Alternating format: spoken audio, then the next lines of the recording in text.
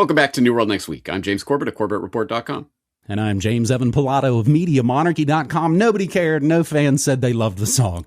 We have got that alt-rock economic story, plus every car a surveillance machine by 2027. But first, just taking it just straight from the bastion of truthiness to gonna get this story onto the record as it enters into legend. 2026 White House Correspondents' Dinner shooting. On the evening of April 25th, 2026, gunshots were fired near the main security screening area for the annual White House Correspondents' Dinner at the Washington Hotel in Washington, D.C., former site of amazing slayings of hated presidents by Stephen Colbert. President Donald Trump, First Lady Melania Trump, Vice President J.D. Vance, and members of the cabinet evacuated by the Secret Circus. It was the first White House Correspondents' Dinner that Trump bothered to attend as a sitting president. Law enforcement officials identified a suspect as 31-year-old Cole Thomas Allen, who intended to target multiple Trump administration officials. Allen was arrested near the screening area outside the banquet hall. Investigators believed he was staying at the hotel as a guest. Stephen Paddock could not be reached for comment. One officer was struck in a bullet-resistant vest and is expected to recover. Suspect taken into the hospital for a single knee injury despite not being hit by gunfire. Also doesn't have a shirt on for some reason. Of course, classic. Manifesto that officials attributed to Allen criticized Trump administration and policies, referred to himself as the friendly federal assassin, which is always good to give yourself a name, and stated that he intended to target administration officials. The manifesto did not name Trump, but stated, quote, "I'm no longer willing to permit a pedophile rapist traitor to coat my hands with his crimes." That's probably the best thing homie said. On April 27th, yeah, very true, Allen was charged with 3 criminal counts: using a firearm during a crime of violence, transportation of the firearm in interstate commerce with intent to commit a felony. They love when you cross their lines, and attempting to assassinate a U.S. president. The incident was the third apparent attempt on Trump's life since 2024, following, of course, the biggie in July 2024, the attempt near Butler, Pennsylvania, where a kid on the roof with a rifle was allowed to be there for 10 minutes before anybody did anything. Or am I confusing that with the Charlie Yeah, I'm confusing my weird assassinations. And, of course, the lesser-known September 2024 attempt at Trump's golf club in West Palm Beach, Florida. Not the golf club, but like the resort. This is also the second apparent presidential assassination attempt at the Washington Hilton after, of course, the attempted assassination of Ronald Reagan in 1981. Judy Woodruff was heard to have made some remark about the bushy knoll. Also, the press secretary said there'd be shots fired. The video of Caroline Leavitt before the event saying, "Oh man, it's going to be vintage Trump. The speech is going to be great. It's going to be shots fired." And also the press. We have video of the press, the people this event was ostensibly for, saying, "Man, this security's a joke." I love that they have like 2 random chicks holding the front door open. We're not even trying anymore. Almost like this was all a setup, or at least that's what the out-of-power conspiracy theorists say. Of course, when you're out of power, you become the activated conspiracy theorist, but when your lame-ass party is in power, you go sleepy for 4 to 8 years. So the out-of-power conspiracy theorists say it seems like a giant setup. Meanwhile, maybe the Trumpers are saying the assassination wasn't staged. Leftists are just evil. That coming from Zero Hedge and Alt Market US. So basically, James, the last 25 years in the US are America haters did it versus no, America haters are stupid since after 9/11 and especially since 2016 rather. James, pretty wild event there for you. What do you think on that on your side of the world?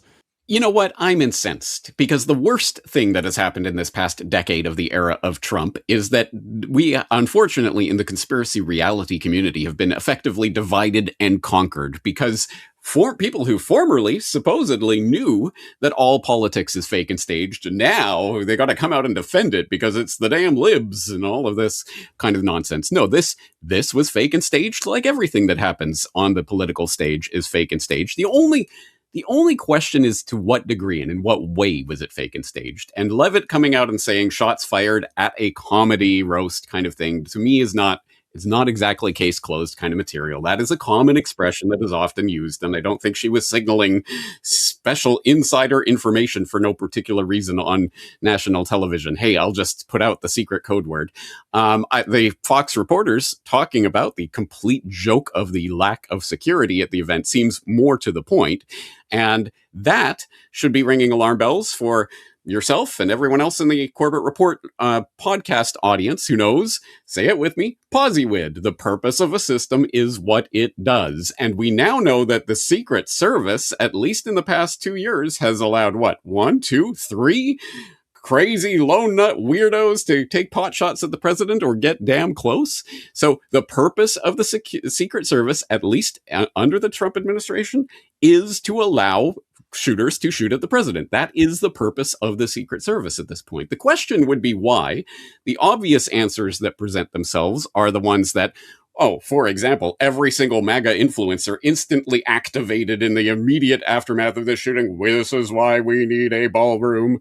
Yeah, of course, that wasn't a pre-planned message that was being put out there. The other thing that they can do, of course, is inject the steroids of the security state into the arm of the Department of Homeland Security, because what's one of these things that this guy did in order to avoid getting caught? He went on a train, because we don't have metal detectors and gun shot detectors or whatever on trains.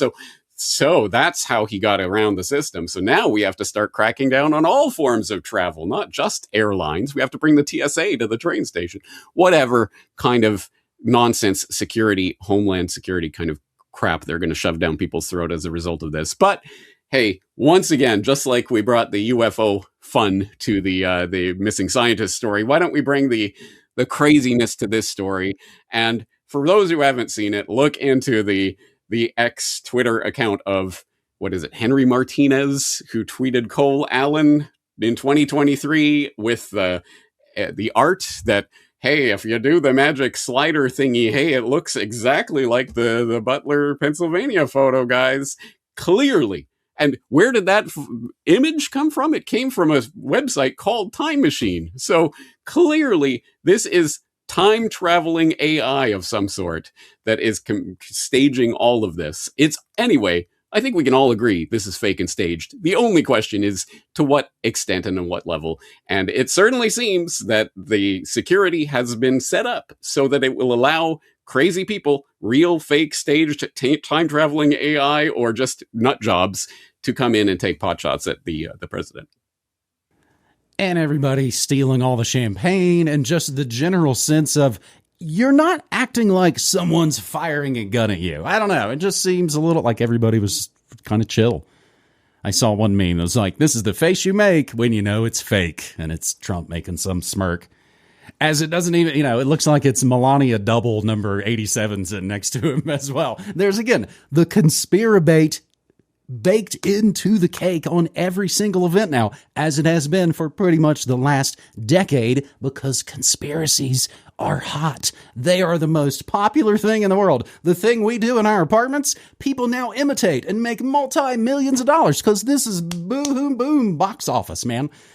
James, are you basically saying Caroline Levitt is what it sort of be like saying going on TV and saying we're going to pull it?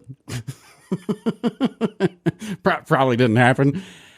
Casmont was telling me, listening to terrestrial radio in the car, NPR, National Propaganda Radio, talking about the differences between left and right conspiracy theorists now. And they maybe even said the real difference is that the left is sad that the right gets so many clicks with their conspiracy theories. And yes, they've threatened to put TSA on trains for years in the past. I'm honestly kind of surprised they haven't done it, probably because it's not worth it for them. But yeah, trains in D.C., rather important transportational function to the District of Criminals. And I, of course, make fun of D.C., but D.C. is beautiful. James, I spent a lot of time in D.C. I'm originally from the East Coast. Their metro, their transit system, the D.C. metro is lovely. The stations underground are some of the most beautiful architecture, probably featured, I believe, on that documentary House of Cards. Whew, that's how we get going on New World Next Week, episode 628, our second story, and everything we say and talk about on these shows for nearly 17 years, always linked up down in the show notes. Every new car could become a surveillance machine by 2027, and it may decide if you can drive. This isn't some distant concept or experimental feature that might show up years from now. By 2027, every new car sold in the United States could be required to actively monitor the person behind the wheel. That means watching your eyes, tracking your behavior, and constantly evaluating whether you're alert enough to drive. For a lot of people, that may start to feel like surveillance and not safety. And the part that's catching people off guard is how much control these systems could actually have. Tucked into broader federal safety initiative passed by the previous pedo president is a requirement for impaired driving detection technology in all new vehicles. The goal, as it always does, sounds so simple enough. You don't want your demented grandma wandering around. Get her a microchip. Reduce crashes caused by drunk or fatigued drivers. It is a problem that's been, of course, around for decades, and lawmakers trying to address it with new technology. To do that, automakers will need to install systems that monitor drivers in real time. These systems rely on cameras and sensors that track things like eye movement, head position, and overall attentiveness. It's not just observing, it is constantly analyzing what the driver is doing. This is where the conversation starts to shift. If the system detects what it believes is impairment, it just doesn't issue a warning and move on. In some cases, it could prevent the vehicle from starting or limit how it operates once you're already driving. That means the car itself becomes the decision maker, not the person in the driver's seat. Insert quote from 2001: A Space Odyssey documentary right here.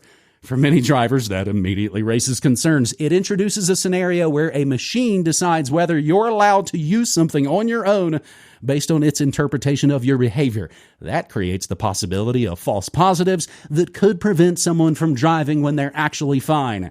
And you can imagine how many scenarios could go bad in this situation.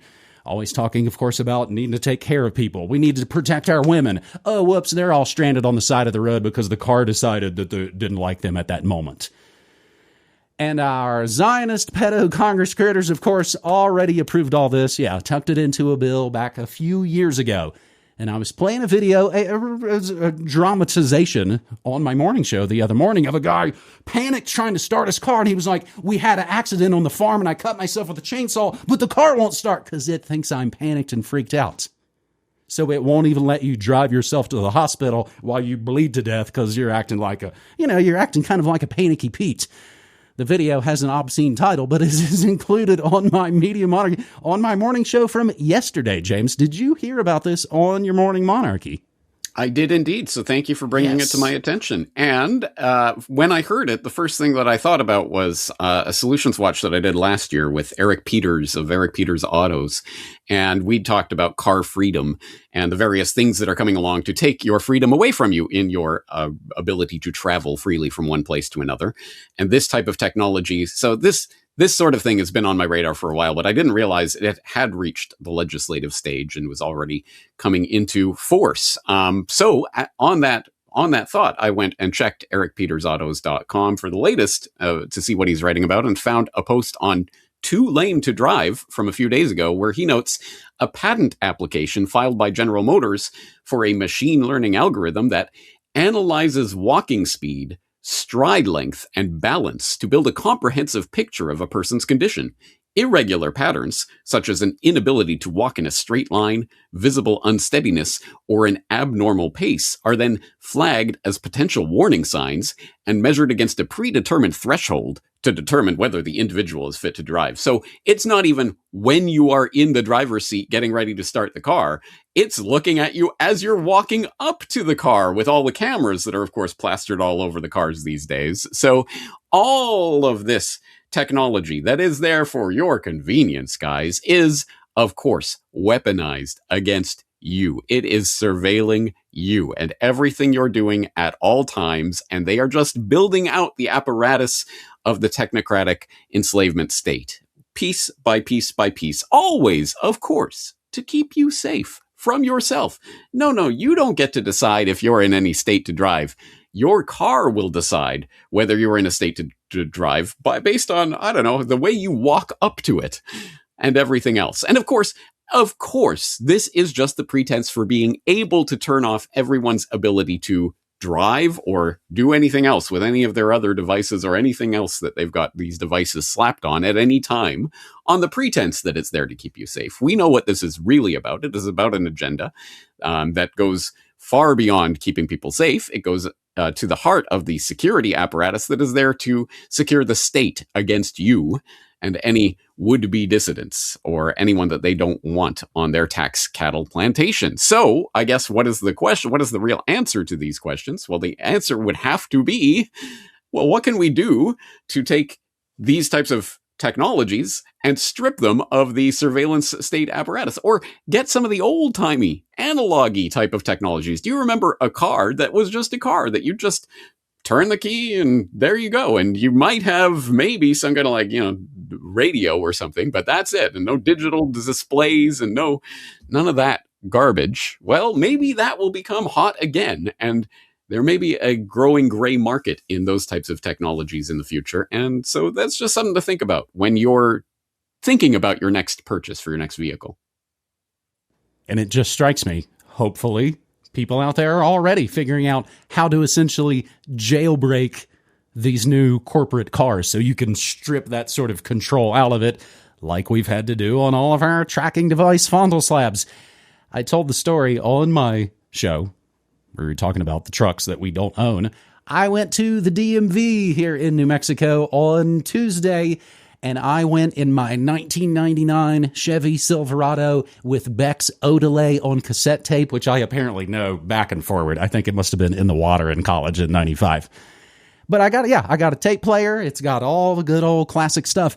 And that's what they called it at the DMV. I'm trying to get it moved in because, of course, I'm not allowed to just own a vehicle. The state has to be aware of every single thing that a friend privately gave me a vehicle. They got to be all up in that. So I'm trying to get this crap transferred into New Mexico. And what do they call my vehicle? Oh, well, that's classic. It's like, okay, my 1999 is classic. I will absolutely take that. And we wonder, you don't like those Indian H-1B visas and all those dudes taking all those trucker jobs? Well, we'll just have to roll out a national ID and we'll be able to totally stop those guys. And I talked specifically on my morning show covering this story about the Ford patents related to this story, about watching you, about the tracking you, about the shutting down of the vehicle. Some of them even discuss it'll essentially, if you're on the road, it'll go, yeah, I'm going to pull you over to the right side. Places patent a lot of things. James, you know this. They sometimes just use it to control the market so that nobody else can come out and make it. So we can't have cars that run on like water or weed. A lot of times I think the patents are used for the occulting of things. And we shall see what the case is in this situation. Our third and final story on this pretty awesome New World Next Week episode 628. You know we're in good territory when the headline is Smashing Pumpkins frontman Billy Corgan just offered a great lesson in economics. In 1997, when the Smashing Pumpkins were arguably the world's top alternative rock band, they released a promo single, The Beginning is the End is the Beginning, in conjunction with one of the year's best-selling films, Batman and Robin. The stars seemed aligned for a hit. Boy, loving Joel Schumacher's movie had an A-list cast, George C.F.R. Clooney, Arnold Screw Your Freedom Schwarzenegger, and Uma Weinstein's Boy Almost Killed Me Thurman. And it was, of course, a financial success, taking home an estimated $240 million at the box office worldwide. I believe that's the budget now of most Disney movies. Yet, the song bombed. It was a disaster, Pumpkins frontman Billy Corgan said in a recent appearance on the podcast, and the writer is, nobody cared. No fan said they loved the song. Nothing. Yet something remarkable happened. About 15 years later, the song appeared in another comic book movie adaptation. This time around, the movie was Zack Snyder's 2009 dystopian drama, The Watchmen, of course, based on the legendary Alan Moore book from DC Comics, which featured the Smashing Pumpkins tune in its trailer, keeping it in the DC universe. Suddenly, The Beginning is the End is the Beginning was a hit. After a decade and a half of irrelevance, it was on the top 100 of iTunes, which didn't exist when it first came out. Corgan explained that the visuals of Snyder's film seemed to connect people to the music, turning the theme song, the song from nothing nobody gave a ish about, to an instant classic. The rediscovered gem taught the Pumpkins frontman something important. It's not up to us to assess value, Corgan said. And he's right. And the insight carries a deeper economic lesson. Whether you're a musician, craftsman, vacuum salesman, you don't determine the value of your product. Consumers do, through the marketplace. Whether he realized it or not, Corgan is describing one of the most important ideas in economics. Subjective value is an idea as old as humanity. The worth of a good or service is not inherent in the object itself, no matter how much sometimes we want it to be. Nor is value determined by how hard its maker worked or how much labor was put into it, though some Marxists have trouble giving up on that idea. Many people, including economists, struggle to fully grasp the idea that value doesn't reside in things themselves. Value comes from how individuals perceive and prioritize goods in a particular time and place. The idea sits at the center of economics, and it helps us understand why exchange makes the world prosperous. Many people happy to pay $10,000 for Taylor Swift concert tickets. We wouldn't do that because we're not a fan of her music. It's not for us. Prices help determine how other people value the goods and services in a marketplace, but the value isn't inherent. Consumers are ultimately the real masters in a free market economy, which in some ways, maybe, James, the digital music landscape has maybe never been more democratized, and that now what people are actually listening to, even if it is 15 out of 20 Taylor Swift songs, if that's a more honest representation, then isn't that better? Their power over the beginning is the end is the beginning, and every other consumption good hinges on the reality of subjective value. Almost done. It may not be any easier to understand why someone would pay $12 million for a baseball card or $6 million for a banana duct taped to a wall, but we can explain why water is cheap in most circumstances, even though it is essential to human life. Many people think there's something wrong or immoral about subjective value. Economists know better, and now we know that at least some musicians do as well. Pop quiz, hotshot. What did Zack Snyder get his directing start on, James? You have me. I have no idea. That's right. Morrissey's Tomorrow video from 1992's Your Arsenal.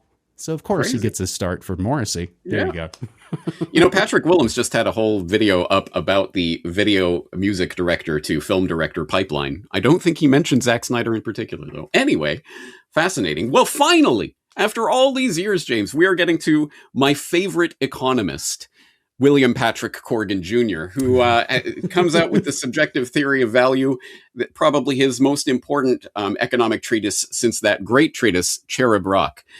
Who wants that honey as long as there's some money?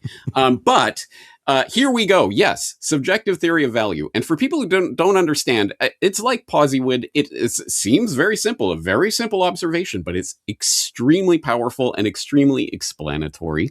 I don't know about you, James, but in my work, I have noticed over the years that I can never, ever predict what is going to catch on with the audience and what is not. And there are times when I put my heart and soul into a podcast or into an article or writing the story of Freedom Day or something like that and get crickets. No one cares.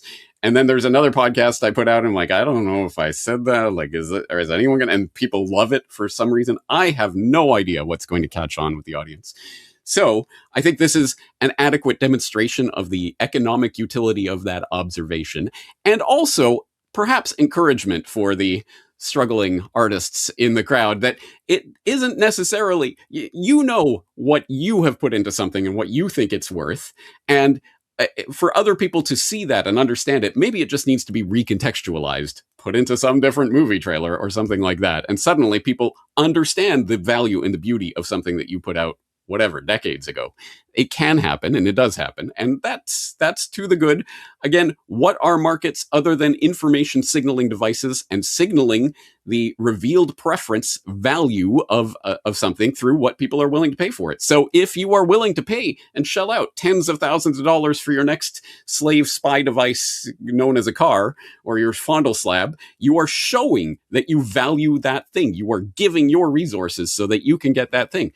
Imagine if people started revealing their preference for privacy preserving, old analog tech.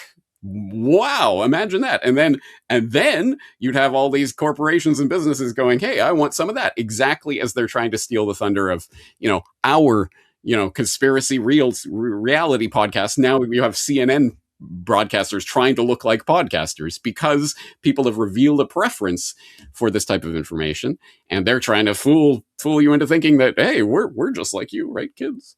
Anyway, so beautiful, powerful message. It's the beauty of the market. It's the power of the market. And the only question is, will people in our audience put their money where their mouth is and support us in the work that we're doing? Is it valuable to you? Reveal it. Show us that it is valuable to you. And there are different ways that people can do that. James, how can people do that? Well, I used to like to say, put your money where my mouth is. And you can get advertising-free radio made by a lifelong radio music passionate guy. James, I hopped out of frame for just a moment because I remembered you're talking about physical media and things. Someone did gift me the new Taylor Swift on cassette tape. I haven't opened it yet, 'cause that might ruin the collector value. Also, I paid way less than folks do for Taylor Swift tickets to, hop on stage and hug Morrissey. I don't care what you pay for Taylor Swift. You ain't jumping on stage and hugging her, I guarantee you. What a very monarchy episode this was of New World Next Week. And I'll tell you, here's how to order. We do run newworldnextweek.com. And that's the place for Corbett gear. No, wait, that's my baseball cap. Like Monarchy hoodies, Corbett toques, all the DVDs. We have got the new Corbett USB coming up very, very soon. My original Octopus radio play. Interested in Epstein? We did a radio play about it and how it connects to West Virginia in the 1990s. I think there's a lot of value. And yeah, James, whether it's you or whether it's bands talking about, man, we sweated over this thing and nobody really cared. But the thing you knocked out over the weekend ends up being like, oh, that's the number one single from the album. And what is your most popular video is the short, funny one you made, 9/11, A Conspiracy Theory. You rattled that one off, and that one's the one people love. Maybe sometimes people like the work that don't have our ugly faces on it, I suppose. So speaking of our ugly faces, I want to also remind you about the post office box, the original private communication source. Media Monarchy, P.O. Box 189, El Rito, New Mexico, 87530. Always linked down in your show notes. That's a way you can support myself. You can support James Corbett. If you don't do, the whole digital money thing, just make sure you include an email, and if you're wanting a membership. And I do play the exclusive unpublished audio of these New World Next Week episodes. Only me, James, and Brocken heard them, and you get to hear them after my Morning Monarchy broadcast Thursday. That's around 10 a.m. Mountain Time here at MediaMonarchy.com/listen. James, that is New World Next Week 628, man. Crazy. It's funny you bring that up, James, because I'll always remember the kind person who wrote in about a week after I released 9/11 Conspiracy Theory, and that started to go viral and suddenly got millions of new people seeing my work for the first time.